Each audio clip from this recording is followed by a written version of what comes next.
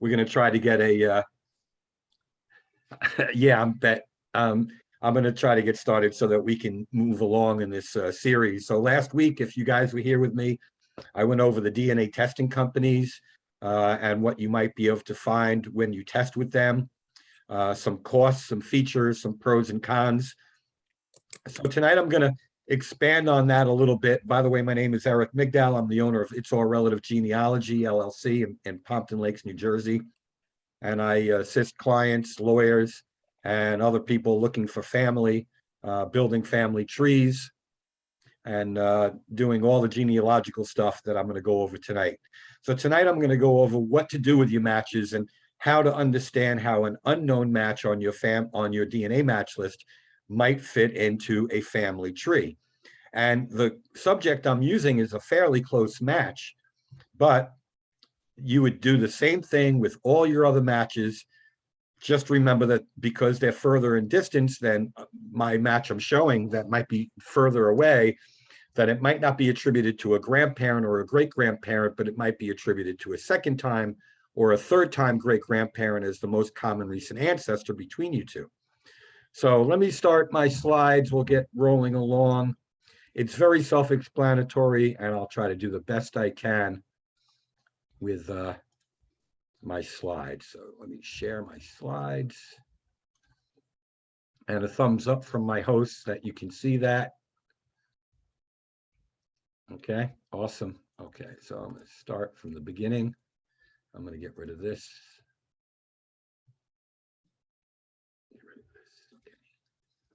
So I call it DNA matches in your genealogical research because everything is involving research. DNA matching and DNA testing is part of the research of your biological family. So again, I start with a little terminology. What is DNA? DNA, or deoxyribonucleic acid, is a long molecule that contains our unique genetic code. Like a recipe book, it holds the instructions for making all the proteins in our body. And your genome is made up of a chemical called deoxyribonucleic acid, or DNA for short. The complete set of DNA makes up your genome, your complete encyclopedia of life. It makes your eyes blue or brown, or your body tall or short. So what is genetic genealogy? Genealogy is simply the study of one's family tree or ancestry. Genetic genealogy uses DNA testing to determine the genetic relationship between individuals.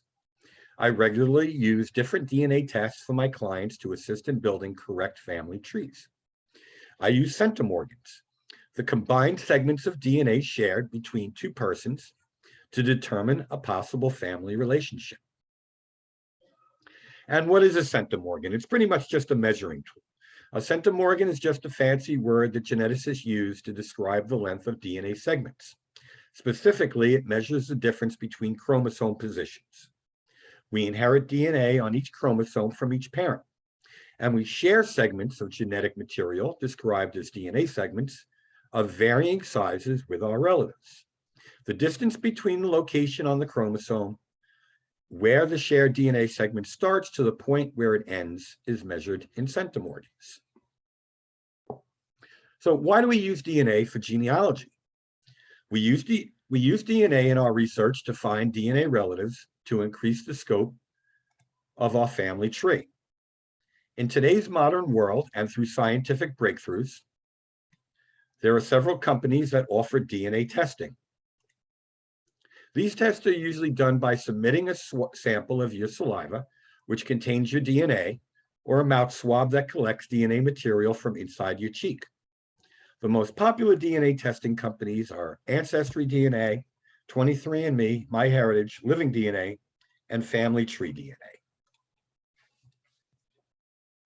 So we went over your, who you might want to test with in the last session of this class in a way. So I wanted to go over who your DNA matches are. Most people will know at least a few of the matches they will find on their DNA match list. The matches you do not know are the ones we will be looking at.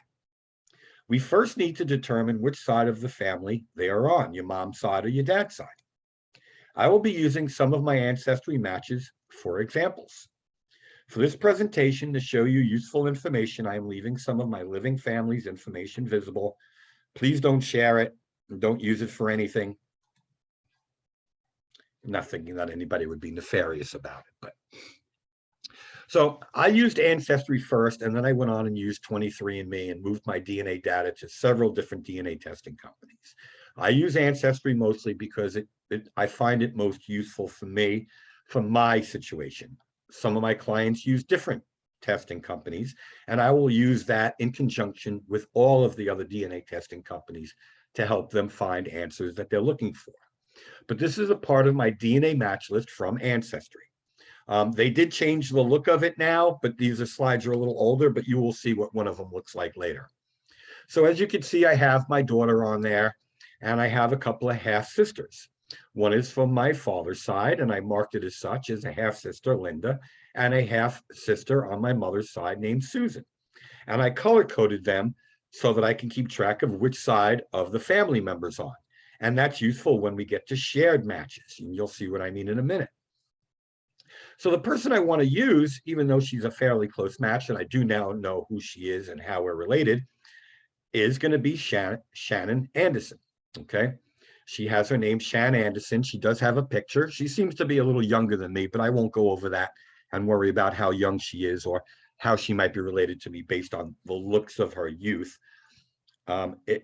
People sometimes use pictures from when they were younger on there, so you can't always assume that the person that you're looking at in the picture is as young as they are. But as you can see, she is in the first to second cousin range, and we share 501 centimorgans, or about 7% shared DNA. And she has an unlinked tree, means she did not put her DNA onto her tree. She didn't link the DNA from her kit onto her tree.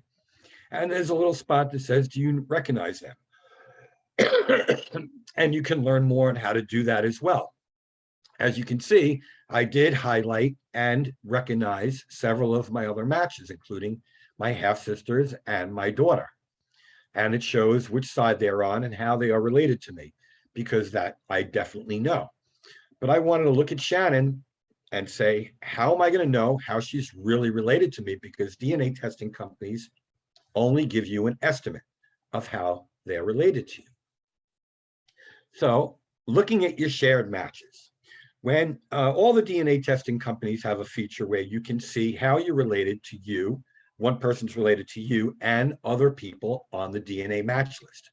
Some are a little more tight on giving you information, and some are a little less easy to understand. But after deciding which unknown match you wish to study, like in this case, Shannon, click on the shared matches for that person. You will see a list of matches that share DNA between you and the unknown match. You will probably be able to determine which side of the family they are from. You must start family trees, one for you and one for your unknown match, especially or if they do not have a family tree of their own showing at least a few people.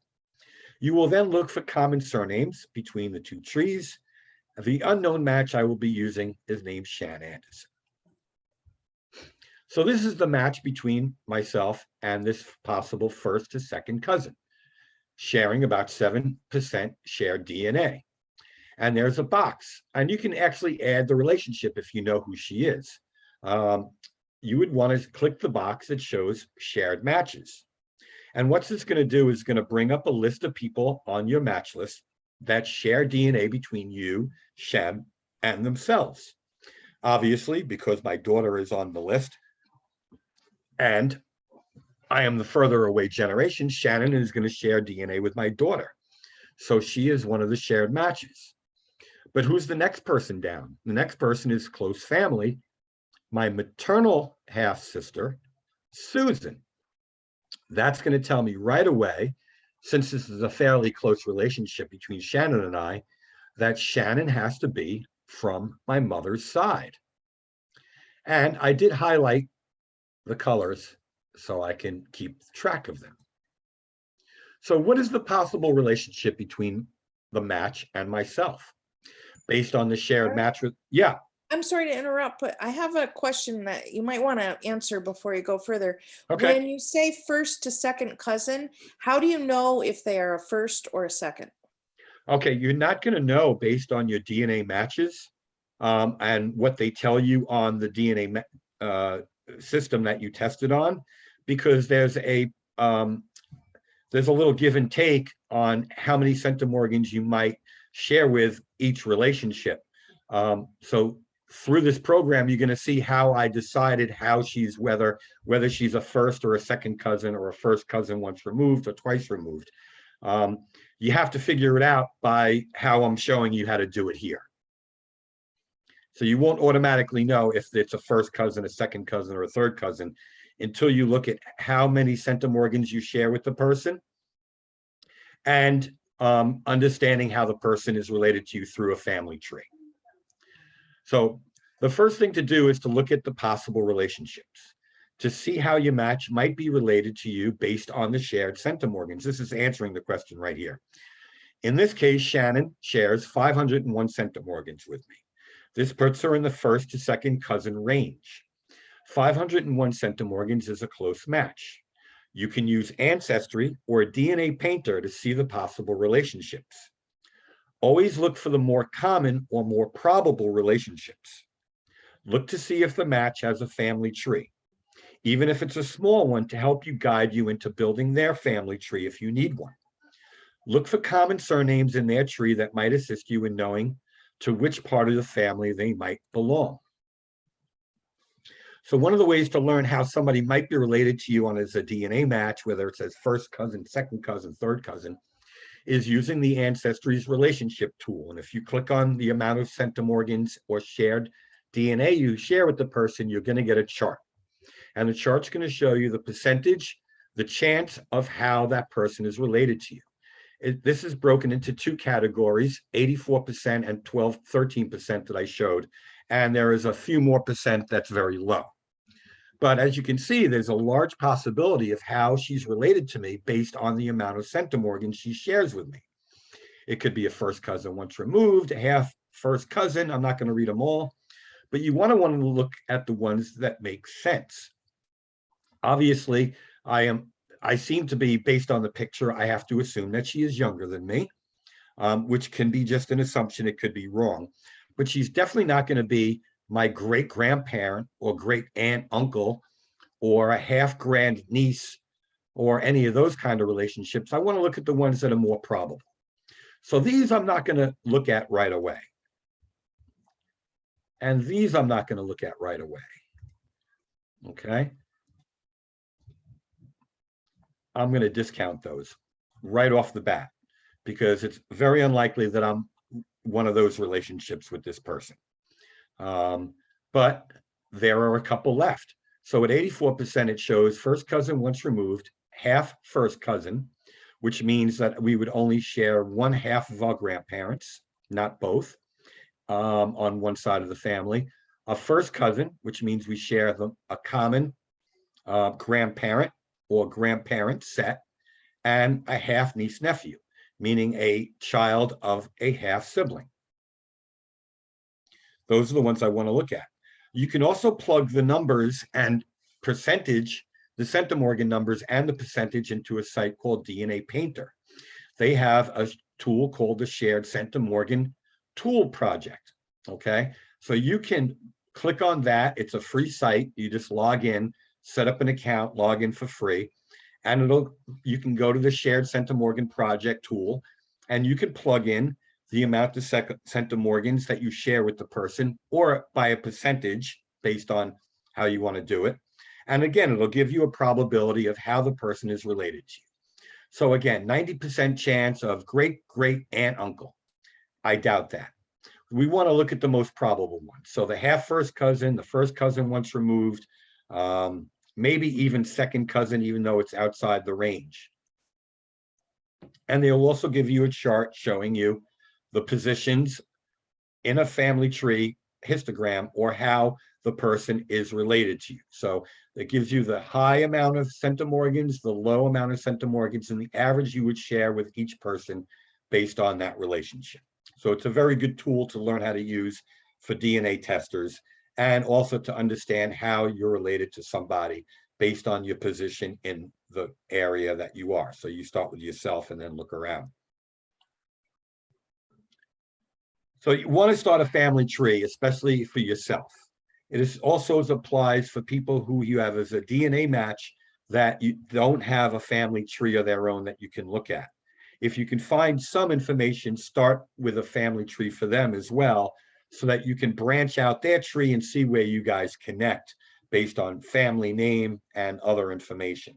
So you would go to Ancestry. Since I use Ancestry most, I'll use that as an example. You would go to the tree tab and you would click create a new tree, and it'll tell you start a new tree. And you would either start with yourself as the home person, or you would start with one of your DNA matches you don't know a lot about that doesn't have a tree already, and you would put their name in and try to find information. Sometimes it's not very easy, but it's sometimes useful.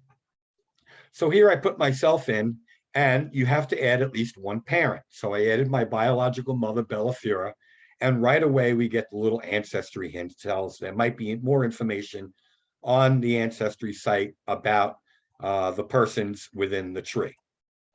And then sometimes it might even show a potential mother and father based on other people's trees on Ancestry. So if there's enough information on family trees out there, it'll give you hints on who the potential mother and father of a person is.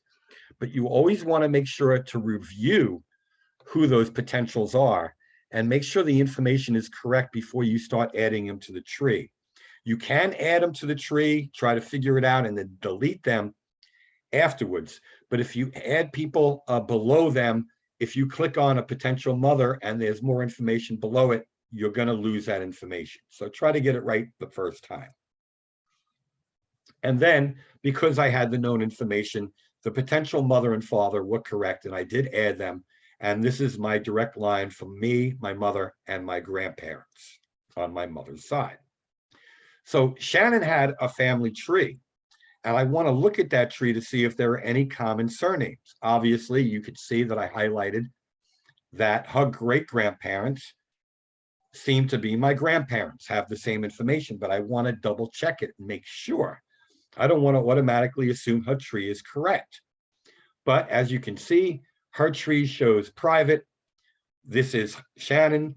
And then on this side of the family in which I'm related, you want to look at both, because you never know which side of the family you might be on. You could be on her father's side and not her mother's side. But in this case, I am on her mother's side, and she is on my mother's side. So she shows that her mother is Karen Victoria Leone, who is deceased, and she has the birth date and death date written a little strange. We don't really leave it that way on most genealogical things, but it does show a birth date of 1949 and a death date of 2010, which is going to help me.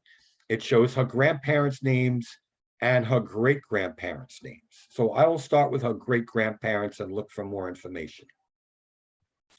So this is the other view of a family tree for her, called an extended family tree. And on her tree that I have shows only her direct lineage anyway. It shows both sides of the family and two of her maternal great-grandparents.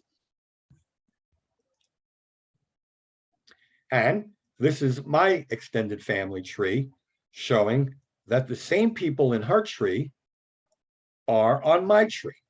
We have common ancestors. They happen to be my grandparents, not my great-grandparents. So my family tree is showing where I placed my previous unknown match and her family into the correct location. Her great-grandparents are my grandparents, making her my first cousin once removed, because we are off by one generation. So now I can go back, and based on information that I found on her tree, which I accepted as correct, and I'm going to show you how I accept it as correct. I might want to move the slides around a little bit, but I do know that she is on my mother's side because of the shared match between myself and my half-sister Susan on my mother's side. So right off the bat, I know that she is on my mother's side. So I can go to add relationship, and I will click on the button that says she is on my mother's side. And because her great-grandparents are my grandparents, she is my first cousin once removed. So I can click on that as an option, which shows it was an 84% chance that is how we are related. So now when I have her in my tree, I now have her as my first cousin once removed and on my mother's side, so that I can keep track of how she is related to me. So this is how you would understand how the person is related to you based on a cousinship. So she is my first cousin once removed because her great-grandparents are my grandparents. She is one generation off by me, of myself. And the reason why we are first cousins are because we share the most common recent ancestor, are my grandparents. You always go with the closest relationship as most common recent ancestor. 1G in grandparents makes us first cousins. They are her great-grandparents, so we are one generation off. On the second example, I have a second cousin one time removed. Her great-grandparents, 2Gs, who is the most common recent ancestor, makes her my second cousin. Her great-grandparents are my great-great-grandparents. I am one generation younger than she is. That makes us one time removed. The third one down is a half first cousin once removed. His grandfather, 1G, most common recent ancestor, makes him my first cousin. His grandfather is my great-grandfather, makes him one time removed. I am one generation younger than he is. But his grandmother is not related to me. I am related to him as a half first cousin once removed. I have some matches on 23andMe that are common with what I have on Ancestry. As you can see, Shannon Anderson is listed as a first cousin once removed, sharing about the same amount of DNA that it showed on Ancestry as well. I also have several others, including a half niece, a couple of a first cousin once removed, and so on. But they have a tool on 23andMe, which is very helpful. They have also a shared match list showing that we have relatives in common. So I want to look at those and see who they are. 23andMe not only shows you who your shared matches are, but it also shows you the relationship to Shannon and also myself. So the first one shows Leslie Fontaine as my half niece, but to Shannon, she is a second cousin. JN shows him as my first cousin once removed, but it shows that he is Shannon's half brother. That means that Shannon has a break in her relationship and what I found out later on, and she found out later on, is that she found out later that her father is not the same father as her two half brothers. They're not her full brothers. She, I guess, is still working on how and who the person is. I always ask her if she needs help, but she's been so busy, just living life. But as you can see, as we go down the list, it'll show you how the other people are related to Shannon and yourself. So it's a very useful tool on 23andMe if you test there to look at these shared matches to give you an idea of how your matches are related to you and to other matches. So it's a very, like I said, a very important tool. So earlier I skipped right through it to show you that I added Shannon's family and how we are related because we both had common people in our family trees. And you don't always want to use family trees. You don't want to make assumptions based on somebody's tree because it could be wrong. But based on my information, which I had to verify, is the most important way to understand how the person's related to you. You want to do the research. So you want to use the Ancestry search tool, which is their research guide to help you look for information about our parents and the matches grandparents to show how they are linked to your family. There are many places to look for information besides Ancestry, including FamilySearch.org, newspapers.com, and Fold 3 for military-related information. You want to go step by step until you have enough to verify what you have learned about your match. Using records will help you find more information to help you build your family tree. Be careful of other family trees that you might find showing your family. Make sure that they show at least a few pieces of documentation to verify that it is correct and truly your family. So using the Ancestry search tool and information that Shannon helped me with on her family tree, showing that her mother was Karen Victoria Leone, and she is deceased, and she showed a birth year of 1949. So I want to plug that information in, and that's all I plugged in. I didn't even plug in gender. I put in Karen Victoria Leone, born 1949, not even where she was born. And when you click it, you're going to get results of a search for that person. Okay, so the first one that came up is an ancestry family tree that has the same grandmother for Shannon showing as a mother of Karen. It also shows the same information Karen had on her tree. So there's at least another person out there who has a tree that has the same information. But I want to look at other things also, not only family trees. I want to look at documents. So there's a newspaper obituary for Karen Victoria Leone showing some relatives, her parents, the birth date that Shannon listed, and the death date that Shannon listed. It also shows where her residence is. There's also a global find a grave index showing where she is buried, showing the same birth and death date. So I have a couple of pieces of information to help me guide me into who Karen is and who her family are. So I'm going to look at that obituary because obituaries are very helpful to help you build your family tree and understand more about your DNA match. So it gives you, let me go back one. So it does give you a transcription of the information on the obituary. It shows you how old she was at death, where, when, and things of that nature, and who is listed in the obituary, children and siblings. That doesn't always show everything correctly. There could be typos and there could be misleading information in the obituary. So you want to read it yourself. So it shows right away that Karen is survived by 3 children. One is Shannon. Right away, I know that this is the right person because it has the person's full name, Shannon, and her husband, C.A. Anderson. It also shows that she had the other children listed, James with his wife, Beth Niles, and Sean without a spouse, and her fiance, Kenneth Ekstrom, who is not part of the family. So I'm not going to include him into the family tree.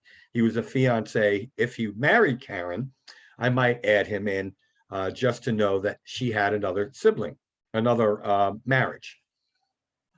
It also shows that she has a sister named Laura, who's married to a person named Brad, and his last name is Bruins, father of her children, Michael Niles. So now I know who Karen's husband was, and her 5 precious grandchildren listed by name, Jaden, Maverick, and Brooke Niles, who is going to be attributed to one of her children. In this case, I have to believe that it is Beth and James because it's showing that they are a married couple. And November and Eden Anderson, children of Shannon and C.A. Anderson, and a niece, a child of Laura and Brad Page Bruins. And it shows that she was preceded in death by her parents. Now I have in writing somebody listing who her parents were, Vincent and Irene Leone. That's going to help me add to looking in my search. So now I want to learn about Shannon's grandmother, Irene Ida Fura, as listed in the obituary and on her tree. Here, I didn't have her birth date. I only put in that she has a child named Karen Victoria Leone. And I did list that she is female. And when I do a search, the first 3 things that I found that popped up that I wanted to show you are going to be, there are other records, but I want to show you that there are 3 family trees The middle one is my tree. And then one is a cousin's tree, and one is the other tree that showed Karen on it as well. And they all have similar information. They have the birth date of Irene as the 17th of July, 1925 in Ziegler, Illinois, in the United States. And it shows her marriage in 1949, which makes sense because Karen was born in 1949 as well. And then her death date. So now I can plug in for more information and find out more information, but it does show two people showing her father and mother as Joseph or Josef Fura and Julia Spilka, who happen to be my grandparents. So this is what the new ancestry family trees look like opposed to what I showed earlier. They did update it, so it's a little more pleasant to look at. They did change the font. They changed the design of the portraits, the areas you could put family trees in. And this is how I built the family tree, part of the family tree, based on only that obituary. I did find more records to help me understand more about the family and to verify information, but only just from that obituary, I was able to add Shannon, and I didn't add her husband in on this for some reason, but Shannon, her children, James, her brother, her half-brother, with the 3 children, and I have to fix that because now I have an unknown for Shannon's father to show him as a half-sibling, and the rest of the family, including Karen's sibling, Laura, with her husband, Brad, and her niece, Paige. And Irene and Vincent, Shannon's great-grandparents. Irene is my aunt, who is a sibling to my biological mother. Things to look out for on family trees. Like I used a lot of family trees in this presentation and how to find more about this family member, but you want to be careful of things that might be wrong. So be careful of things you see that do not make sense. Are the dates for birth and death not lining up? Are there multiple listings of the same person? Are the dates the same for several family members? Do the ages not match up for spouses? So I was looking at a family tree for somebody that was online for one of my clients, and my main person subject was Charles Mazzilli, who happened to have the right birth date and death date that I have on my information. But this shows that he was married 4 times. Something doesn't make sense. Yes, people have been married 4 times, but not to 3 women all named Jeannie. 2 of them have the same exact last name. 2 of them have the exact same birth date and death date. This tells me it's the duplicate. Now, if somebody has duplicates, something is not adding up on their tree. They're not doing their tree right. Then they have a Jeannie with a different last name, with a different birth date, different birth year, meaning it might be the same person with a maiden name with wrong information. And then a marriage to a woman named Patricia Flynn, that was born in 1935, with Charles being born in 1908. Something seems a little fishy there, though it is possible. But if I go down one more generation, oh, be careful of trees like this. Then if I go down one more generation, how many children did he have with these 3 women, if it's so correct? Obviously, they're duplicates of each other. But out of all the children he has listed, most of them do not have a sex assigned to them. The rest of them are male, and only 1 female child out of all these children. This makes no sense. Please disregard trees like this, or get in touch with the person and let them know, hey, what's going on with your tree? Something doesn't seem right. Can you give me some information that might be helpful? Your tree was not. So how do you want to continue your family tree by using your DNA matches? Follow the steps I laid out here. Continue trying to place your DNA matches into groups. First, which of your parents they are from, and then as you place more of your matches into the tree, begin grouping the matches into your 4 grandparents' lines. You may not be able to place some of the matches into the tree easily because they have no trees nor clear documents showing important information to guide you. Use information from one match as a stepping stone to another match. For instance, look for and use obituaries to help you figure out a family line. Look for your matches on Google, Facebook, LinkedIn, and other social media platforms that might give you some clues to who they are and who their immediate family are. Some people on Facebook list family members on their page. Very useful. Continue for each of your matches and consider reaching out to them for information that might help you build a big, beautiful family tree. So this is my biological mother that I found out who she was really late in life, and she has already passed before I found out who she was. But the picture seems to be about from 1952 or so, based on her hairstyle and how old she looks in the picture. We had to make an assumption because it was not dated or named. And on the one side, I have my half first cousin once removed. I mentioned in the program that I got to meet at his home in Titusville, Florida. And my half sister, Linda, who was just a sister now, and our very first meeting in Alexandria, Virginia, where we joined each other there for a nice little 4-day vacation. So this is my contact information. Please join my Facebook group if you haven't done so already.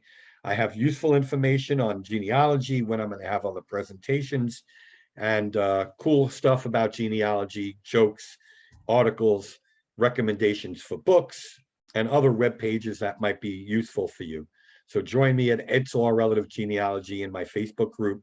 And you can get in touch with me by phone, email, my webpage, or even Twitter if you choose. I don't use it all that much, but I use it as a way to get in touch with me. If you need to or want to, it is there. And I will be sharing the slides, so you will get this as well. I don't want to spend too much time on that. I will stop sharing. Looks like we have a nice crowd, and I didn't bore everybody. I did run through it a little faster today based on need of timing today. If there are questions, I can always go back to the slides and discuss them with you. I'm sure there might be some questions that you guys are going to have about how I used the information to find out what I learned about Shannon and the rest of the family. So I'll take some questions. Yes, if anybody has a question, if you're not shy, go ahead and unmute yourself to ask it. And if you are shy, feel free to type it in the chat box and I'll read it out to Eric.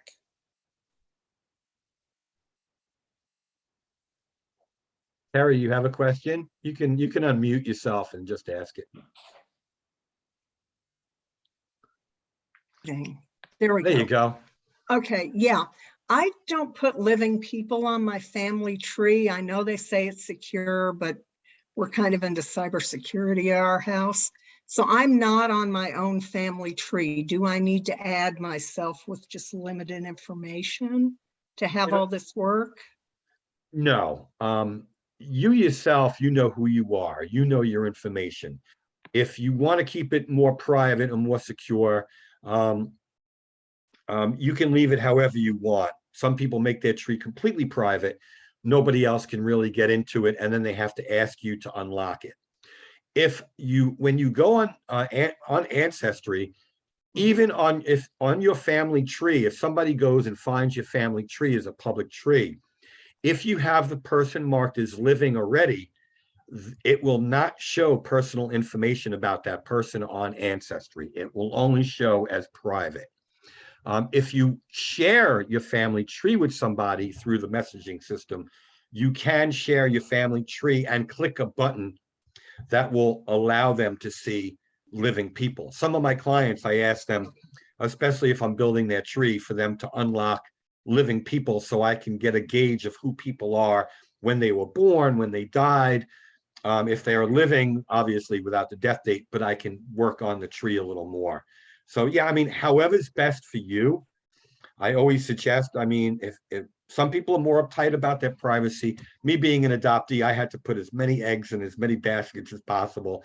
And I just did that. And so far, I mean, nobody's using my information to mess with me, so that's good.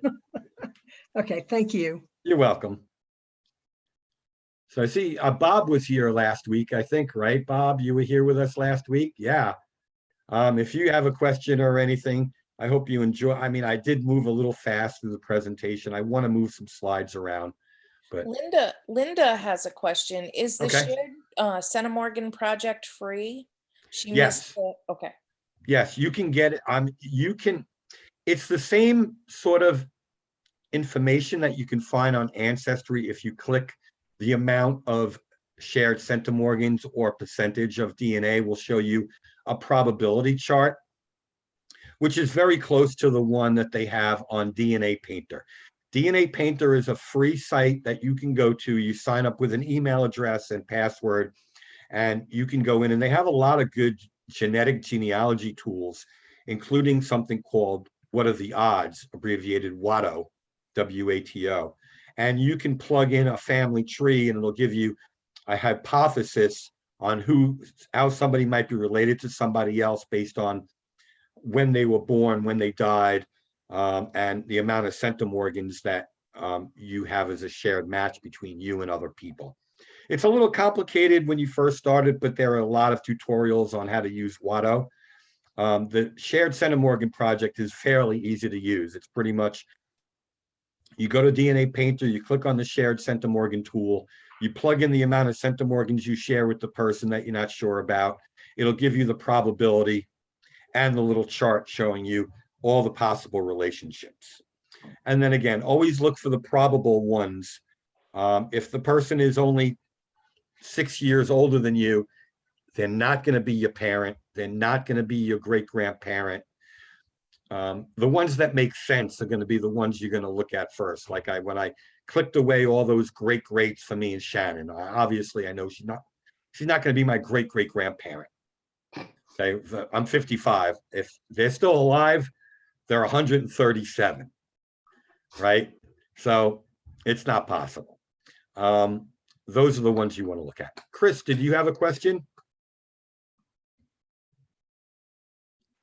I have Chris open twice. I don't know if it's the same person. Do we have two Chris's? I do have a question. Okay, go ahead, Bob. Okay. I'm working with a person who we believe were cousins. Our father, my father always told me, oh, you're cousins with the talents. And so we always assumed, but we never did my heritage now, and everybody's gone. But her mother's maiden name is Taylor, Taylor. My name, family name going way back, is Portnoy. And Portnoy is a tailor, like a clothing tailor. And we're just digging for the common relative. Now, we probably should do some of the stuff that you talked about today with the trees and one of these tools that kind of looks and the DNA, and which neither one of us knew how to do before. Right. So what you want to do is that if do you have the person as a shared match on one of your DNA sites? We do. Okay, so look at the centimorgans, even if it's on MyHeritage. All right, look at the centimorgans. And then I think MyHeritage also has the same sort of tool to show you how you might be related, but you can plug it into DNA Painter. Okay, and then if you know anything about the person, if they're saying that they're a first cousin or a first or second cousin, look to see on MyHeritage if the person has a tree. Now, MyHeritage wants you to pay for a subscription to see other people's trees. Okay, but you can also do research on Ancestry for free by using the person's name. If you have the person's name, an approximate age, if it shows what year they were born, or what year the ancestor might have died, you can plug that into Ancestry like I did with Karen and her mother, Irene Ida, and see what documents come up to help guide you into who the family might be. Always look for trees that make sense, obviously, to guide you a little bit, but always look to see if they have information listed that'll guide you into documents, immigration, marriage, baptism, birth, death, to help guide you. And just make sure they make sense. Like if someone was born in 1949, and their mother died, and it shows that their mother died in 1937, obviously it can't be the person's mother. Most likely there would have been a second spouse for that man, and that would have been her mother. So, I mean, there's a lot to it. Yeah. Yeah, but definitely use the tools a little bit that I showed you here. Yeah. And it'll definitely help you build it. Build a tree for the person, even if you don't know who they are. Try to find out who they are. She's built it out pretty much, and she's got a cousin on her mother's side who, I mean, something somewhere in there, we're all tied together. We just don't know where. Did you say that last name was Portnoy or Portnoy? P-O-R-T? Portnoy with P-O-R-T. with an O-I, O-J, A-Y-O-Y. Okay, because I have a Porknoy. I have a P-O-K Pocknoy in my family tree, so it sounded similar, so I was wondering. Yeah. I found the first rule is don't let the spelling get you too far off. Right, yeah, and definitely look for what a family name might mean in that language. Like you said, a lot of times people came over and their name didn't really translate, especially if they were Russian or Polish. Their name didn't translate or work well for them here in the United States, so they used the name, what their name meant in their home language, and used it as their name, like a Taylor or a Miller. A lot of people use that. I mean, a lot of different things that people used. I have a whole program on that too, and how people change their names and why they change their names, and how the Scandinavians, like Leif Erikson, is literally Leif, son of Eric. Right? That's how the Scandinavians' name work. And then the Spanish surnames, where they have the father's the father's last name and the mother's last name, her maiden name, as part of the name. How about Gesundheit? Yeah, Went to school with a woman. Really? Oh yeah. So did she change her name to Sneeze? Not from, maybe later, not when she was in school. Right. Okay. So Ellis Island. Patricia says, as a tip, Ellis Island also has a big research base if you're looking for names. And I have a question. Okay. Linda wants to know, the person she's helping did a DNA test on MyHeritage. How can she use that DNA report on other sites? Okay, she cannot move DNA to Ancestry or 23andMe, but she can move the DNA over to Family Tree DNA, Living DNA, and GEDmatch to see more, to get more matches. That's not necessarily needed. Sometimes you can just go to MyHeritage, get a quick subscription, get a month or two subscription to MyHeritage, and then look into what that DNA match has as a family tree or any kind of information they have. If you have your work on Ancestry, okay, build a small family tree for that person based on the information they have on MyHeritage. So that way you can use some of the tools and research material and tree building on Ancestry, if you're using that, from the information from MyHeritage. Since you can't move over DNA, you can move over a family tree, but it would have to be your family tree on MyHeritage you're moving to Ancestry. You can move family trees around, but not DNA. But yeah, get a subscription to MyHeritage, find out as much as you can about that person based on their tree, any documents they might have for the persons in their tree, then start a family tree with that person as a home person in Ancestry, and then build the tree out in Ancestry and use the tools as the research tools on Ancestry that'll help you look for hints and things of that nature. And then you can just work on it that way. I use that with my clients a lot. Some of my clients are from outside, the family is not here long. And if they're out from outside the United States, a lot of them have done MyHeritage. which is useful, but they make you pay for a subscription that I don't like to add to too many subscriptions. Nobody wants to pay for too many things, right? Loretta says, what about building a family search tree too? You can build a family search tree, and a lot of people have trees on Family Search, which is run by the Mormons, the Church of Jesus Christ of Latter-day Saints. Their tree, once you put information on their tree, is no longer really your tree. It becomes part of a world tree run by the LDS Church. So, I mean, there could be people asking for you to make corrections. A lot of people can see it, and it becomes part of a world tree. So it's like a wiki thing. It's like people can go in and make changes, or they can adjust things. They can request changes. They can contact you and say, hey, you have something wrong in your tree. I generally don't like using it for that reason, but everybody has their own choice on what they want to do. Of course, Family Search is also good for finding information about your family, whether you put a tree there or not. FamilySearch.org. You can sign up for a free account there as well and look for records. And they do have a lot of good records outside the United States, which is helpful, not having to buy an Ancestry.com World Edition, which is a little more money. Linda comments, she has an extensive family tree for a person on Ancestry, and they think they have a lineage, but others with shared DNA insist they're barking up the wrong tree.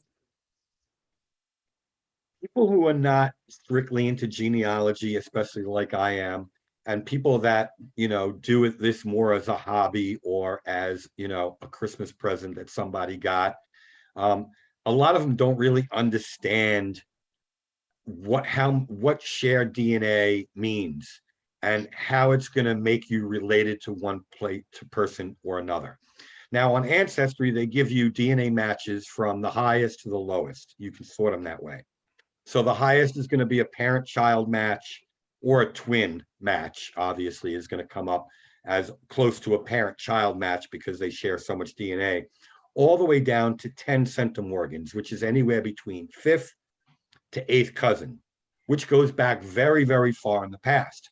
Now, somebody might reach out to you from Ancestry and say, oh, I have a very extensive tree. It goes back 7 generations, 8 generations, and you're not on my tree, so we cannot be related.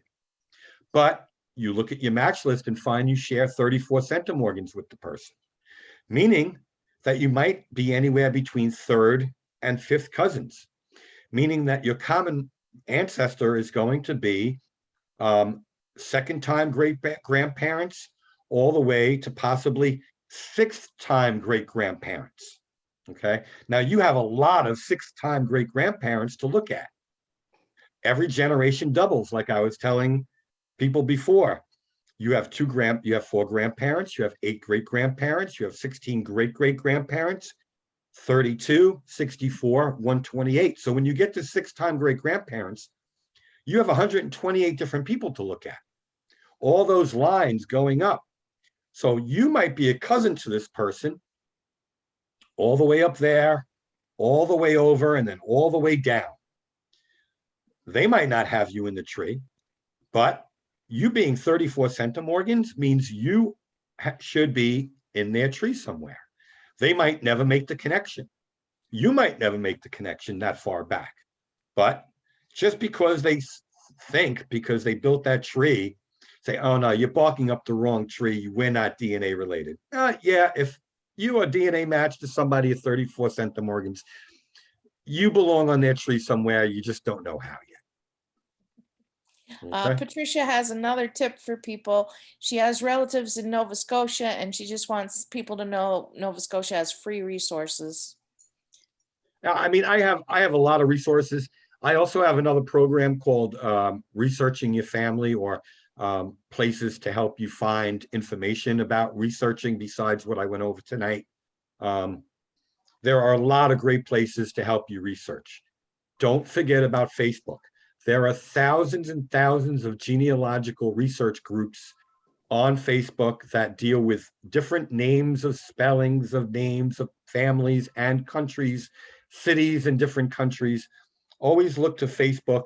There are a lot of groups and people out there have pages and pages of information to help you in your specific goal. Like if you're looking for somebody in a certain a certain county in Ireland, you're looking for a family in County Cork in Ireland. There is several Facebook groups, I'm sure, that will help you. And they're genealogists. Some of them are very good genealogists that might have information you're looking for. So don't forget about Facebook. Google your DNA matches. If let's say you move your DNA over to, just to wrap things up really quick, if you move your DNA over to a site called GEDmatch, which isn't totally private, and law enforcement is using it to find criminals, which you can opt out on. You can use it and then just screenshot all your DNA matches that you find on GEDmatch, save it as a PDF file or wherever you want on your computer, and then take your name off of there. So very quickly, you get the information you need, and then your presence on GEDmatch is gone. Okay, it's free, but this way you don't have to worry about anybody looking up your email address, sending you emails, because it's on there. But once you have, let's say you have a match on GEDmatch and they don't use their name, they use an alias, but they give you their email address.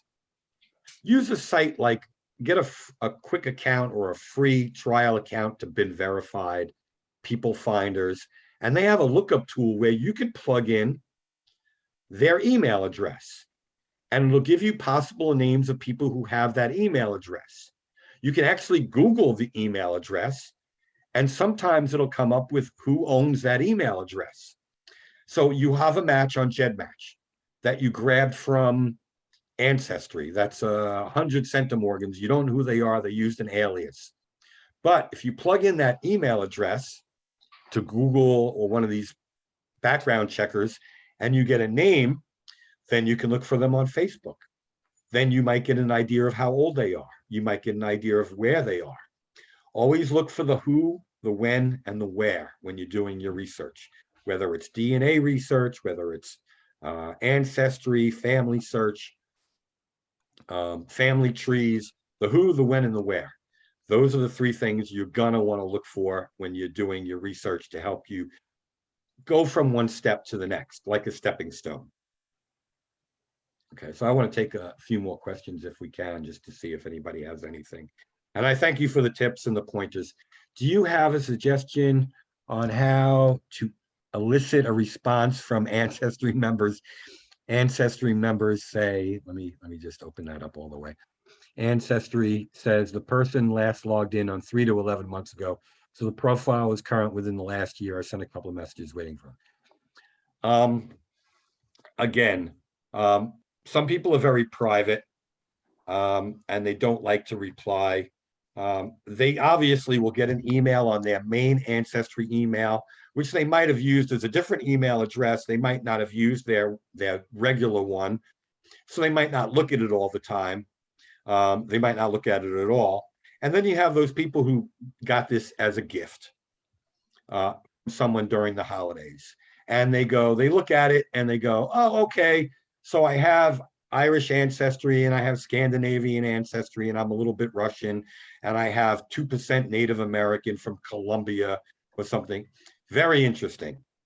And they'll look at their DNA match list and they'll say, oh, I know, the first 5 people, and they don't care about the rest of them. It all depends on how close of a relationship. Sometimes it all depends on what you also write to them. If you're an adoptee, don't automatically tell them that you're an adoptee. Skirt around the subject a little bit. We might be related somehow, but I'm not exactly sure. I have this person in my family tree, and they seem to be related to you this way. Can you tell me who your parents or your grandparents are if you don't mind? Be polite. Look for clues on Ancestry and then move it to GEDmatch, get an email address, look up their email address, find out who the person is, and write them a letter. Here's a suggestion. If you write somebody a letter, don't put it in a regular white envelope with a yellow piece of paper or a white piece of paper. put the letter typed, or however you want to do it, in a card envelope, a colored card envelope.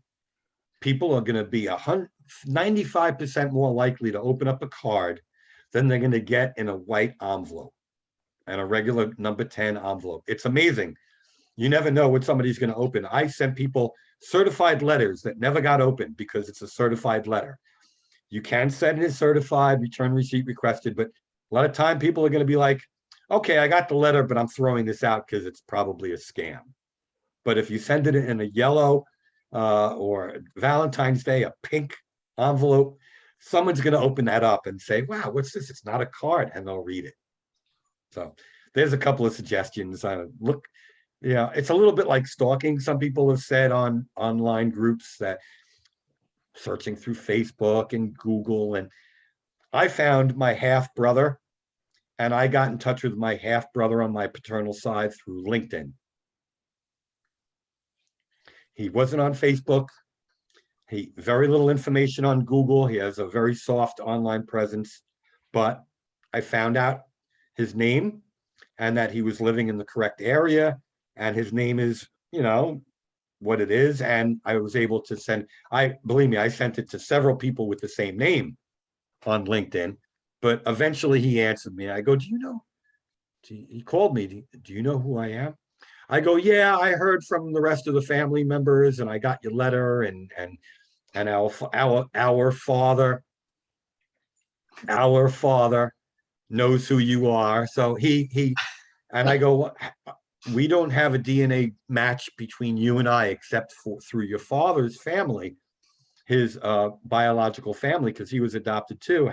How do you believe, or why do you believe that you are my half brother based on the information? And he said, you look more like him than I do. Okay, so one of these days, I try to give people privacy. I used a lot of names in my program today because it's very hard to block out names when I'm trying to show you research and how one of my DNA matches is related to another match. If I had just blanked out names, it would be very hard to explain it. You know what I mean? So I had to use it. But for him, we'll wait. He's 89. Oh, Okay. He's going to be 90. He's going to be 90 in September. My adopted father, who was also adopted, is going to also be 90. And so we're getting up there. And thank God, my father and stepmother, who live in Queens and in their late 80s now, both got COVID recently. And, you know, I'm worried about them, but I send my dad a message every day. How you feeling? You feeling any better? A little better. He's just got that cough, but he says he's breathing okay. So I worry about, you know, the older ones. But when my biological father finally passes, maybe I'll get a DNA test out of my half brother. And we'll know for 100% sure. I'm 99.95% based on information I found. So you never know what you're going to find. Any other questions before we wrap up? Alice was Yeah, curious. Oh, I'm sorry. no, go. Alice wondered, for Ancestry.com World Edition, how useful is it for Ukraine and Polish records? I like Ancestry World Edition mostly for the non-Eastern European countries, France, Germany, Spain, Portugal, Ireland, is a lot more helpful. They have a lot more records. It all depends on what they're allowed to put on there, what the governments and the countries that you're researching allow you to put on there, and what people have grabbed and put on there through Ancestry. It is somewhat useful for some of those areas. So if you're going to research a certain area based on Ancestry, DNA matches, or family trees, try to hone in as best you can on the information you want to look for, what you're really looking for. Then get a month or two subscription. If you have a subscription to Ancestry at $25 a month, add the World Edition on for a month or two. It's like another $10 or so, a month or two. But have your research ready that you know when you're going to go in there, that you're going to use it to its fullest. See what you can find. If you can't find a lot within a month or two, then dump it. Cancel your subscription to the World Edition. And then look to Family Search, look to groups on Facebook, look to Google for any information you might find about the area, historical societies or genealogical societies within the countries that you're looking for. The closer you can get to a town or a city, it's always better to try to pinpoint. Like if you know they're from Kiev, all right, it's a big city. You're gonna want to pinpoint to Kiev. If you can find a neighborhood in Kiev that your family member or DNA match might have lived, and when, that's what you want to focus your research on. Try to always pinpoint date, when they were born, year and month and day if you can.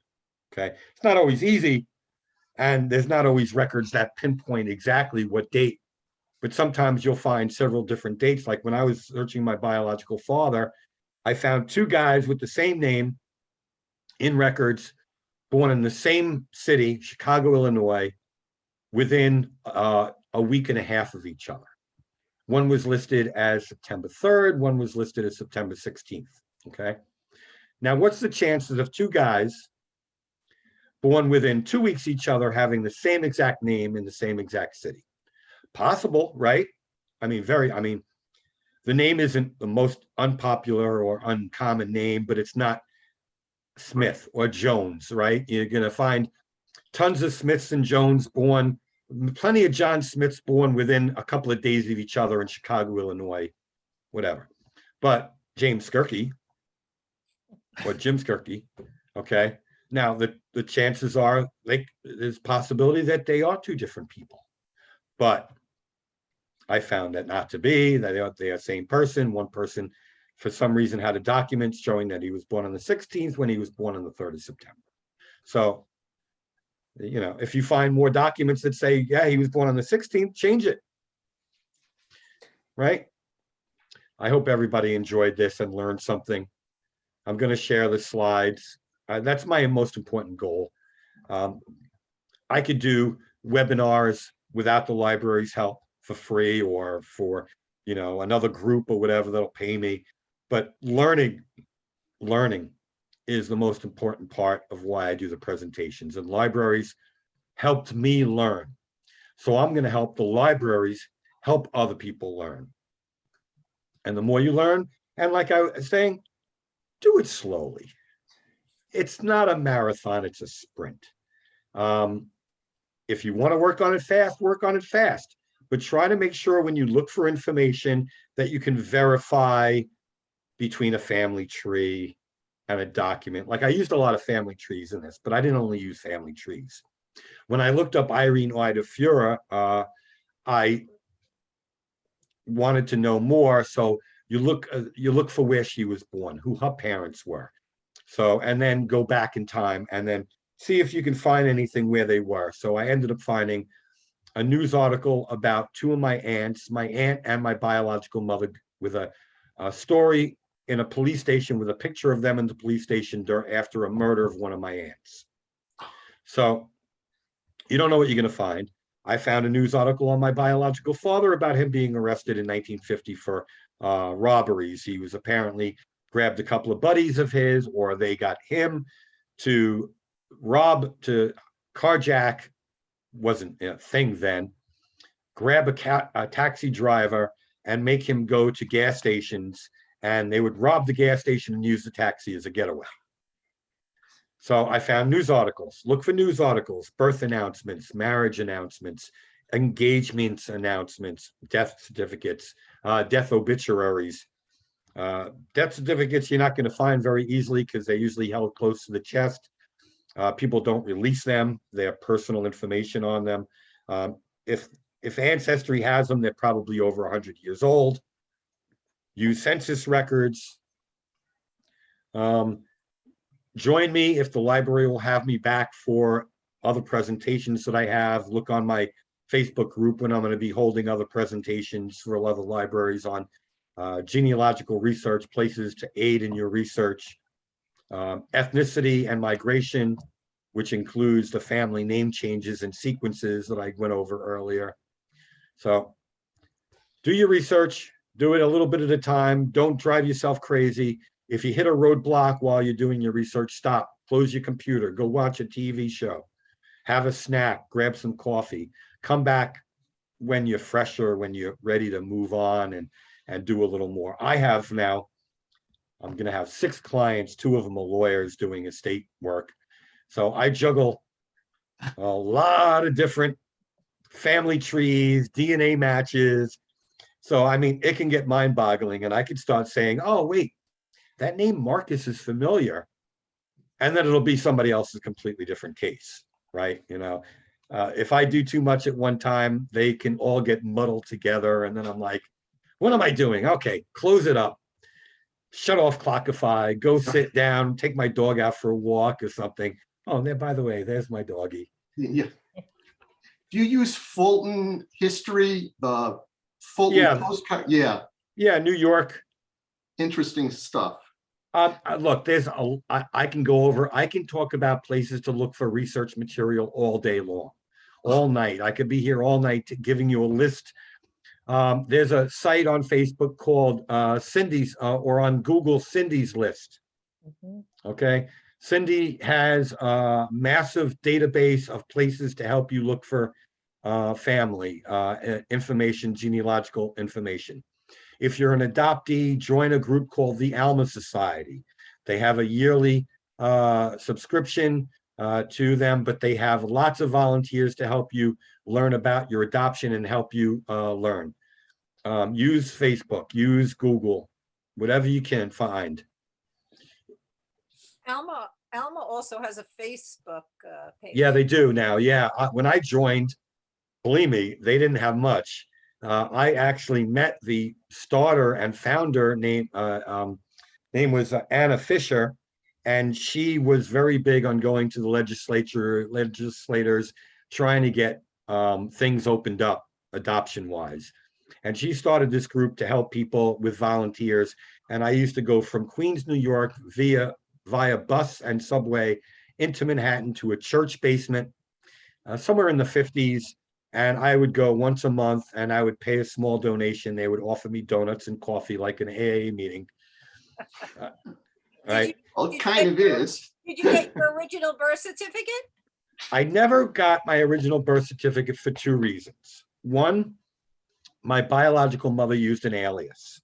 I would be very doubtly, highly unbelievable she would put my biological father's name or her name on there. Well, you probably won't have a father's name, but she had to use her name. I mean, you know, they have the New York books and stuff, but Yeah, well, she didn't use it on the adoption records and she didn't use it at the hospital I was born at. So the main reason. A lot of false information too, because I was adopted through Angel Guardian. And, Okay, yeah. Did you contact the agency? The non-informative history, like Non-ID. over, had like a lot of lies in it. It was all nonsense about my father. It was all made up. So Right. You know, So- then all of a sudden after 50 years, I find out I'm half Italian when I thought it was Irish all along. The It was a the lot of main fun. the main thing, one of the main reasons why I haven't really tried to get my original birth certificate, one is they require the family members, your 4 sets of family in New York to sign off. No, not anymore. No, they don't make you sign off on that. They No, don't. No, I'll see if I can find the information. I'll email it to you. It's Okay. so simple. If you just go, you can just Google New York. It's all open now, and they have to just give it to you. You don't need. From what But you last have to I get- read is that they want to get permission from your biological or your adopted family that is still alive and get Nope. permission to release it. Nope, it's all open. New York Huh. State passed that law. You can get it in like a week's time or so. Yeah, I had one group that's about New York adoptees, and there's always people posting, "Oh, I did it like last year. I'm finally getting results," and you know, Well, I mean, because once they opened it, everybody wanted there. So that's what took so long in the beginning. yeah. Now Yeah, should you know be able to what? get it pretty quick. It's Do you- really interesting to get. It's very interesting to get. Yeah, I mean, yeah, I probably will. I mean, it'd be very funny to see that she had actually her name on there. And if she did, You know, I found out who she was, you know, long after she died, and after, you know, DNA really got me to where I needed to be. That was the whole thing. Well, But my I looked for, biological mother, even with a copy of the birth certificate, denies that I'm hers. oh yeah, It's did you, unbelievable. She won't talk to me. She won't do you write. have, do you have DNA matches leading right to her? Pretty close. Yeah, pretty close. I have some first cousins, but they don't want to do the DNA. It's like Oh, okay. they just Move do your, it, like I never said, really confirm move it. And I your, have a half sister who would confirm it, and she doesn't want to do the DNA either. So, okay. so just Yeah, going move your through DNA. ancestry. You know what? Use those further cousin matches, separate them, use the shared match tool, color code your matches on Ancestry, try to figure out based on anything you might know, who the people are, on which side of the family they are, start the family trees and start to find information, and try to find a cousin on your mother's side, a first, second, third cousin, go back those several generations, build them down, then you'll find that you have 5 DNA matches, all leading to that biological mother. Then make a copy of it and send it to her in a pink Valentine's Day card envelope. I already sent her the copy of the birth certificate, so Oh, okay. Well, whatever, you know? my biological father doesn't want to know who I am either. I know, it's tough. And I don't know if my mother would have wanted to, but I found 7 half siblings, 6 alive, 5 that want to, 4 that want to know who I am, and 2 that do not.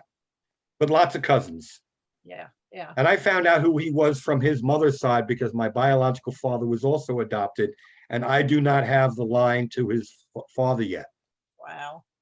I have matches. Some are not bad. Some are like 200 something centimorgans. I have a guy that's 400 something centimorgans, but I haven't really had time or, you know, the So when you get up to like 900 centimorgans, like, if you get to 900 centimorgans, that's an aunt, uncle. That's a half aunt. That's a half aunt, uncle. it's saying it's like first cousin. Well, first cousin. Yeah. Well, use that number in DNA Painter or in the Ancestry relationship tool and look at the possibilities, look at the highest ones, the 95 percentile, the 83 percentile, and say which ones really won't make sense, discount them, and then use the tools on Ancestry to figure it out, and on DNA Painter. Build a nice family tree for the person, put it in, learn how to use what are the odds on DNA Painter. Okay. And then it might help you say, oh, well, how is this person related to this person based on how many centimorgans you share, when they were born, if they died, when they died, and put as many DNA matches into that tree, into what are the odds that are all related. Like if you have 5 DNA matches that are all leading back to a second time great grandparent, put them in. And then it'll help you, it'll give you a hypothesis from 0, meaning there's no chance whatsoever, to the highest number.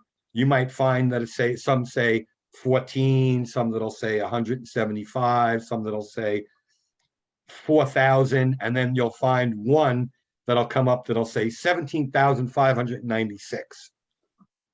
And that will most likely be your target. What'll be your target? And learn how to use that tool if you're going to use genetic genealogy. Use on MyHeritage the chromosome browser, which helps you see where each individual person lies, their segments on which chromosome and where, and then match it up to other people. It's called triangulation.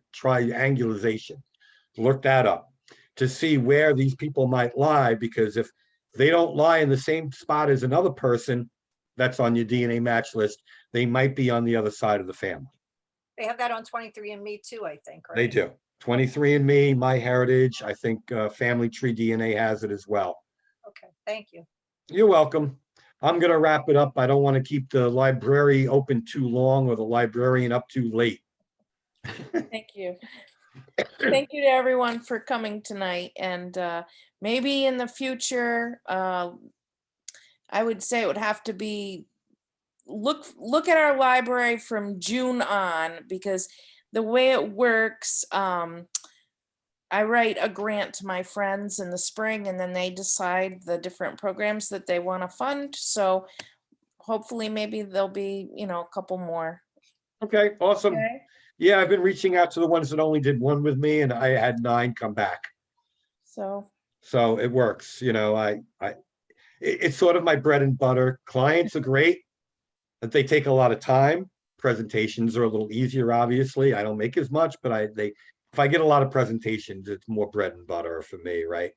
oh, So, and if people have ideas of topics that they would be interested in for future presentations, you have my email because I had to send you your registration. So go ahead and email me, and then I'll let Eric know what I find out, and and I will build a program. yeah. If you build it, they will come. I believe that. It does, it works, it does. Yeah. I mean, I had somebody say, I really need to work on it, but I want to build one on the census that's coming out in April. Oh, So I want to, the 1950 census, so I want to work on something that involves some census information, not only about 1950, because that would be short. But I mean, I can probably find a lot about the 1950 census, make a program just on that, but I want to include information about all the other censuses if I can. I can't go over all of them. There are a lot of them. Yeah. And some of them don't have a lot of information that's really going to help you genealogical wise now. But some has some information that I mean, you can go back to 1790, the first one, and find one of your distant relatives, ancestors on it. But it's not going to give you, it'll tell you where they lived. It'll tell you possibly how old they are, but it won't give you who the rest of the family are. It's just going to have how many kids they had, how old they were at that time. And then there's a slave schedule, who they owned, that kind of craziness.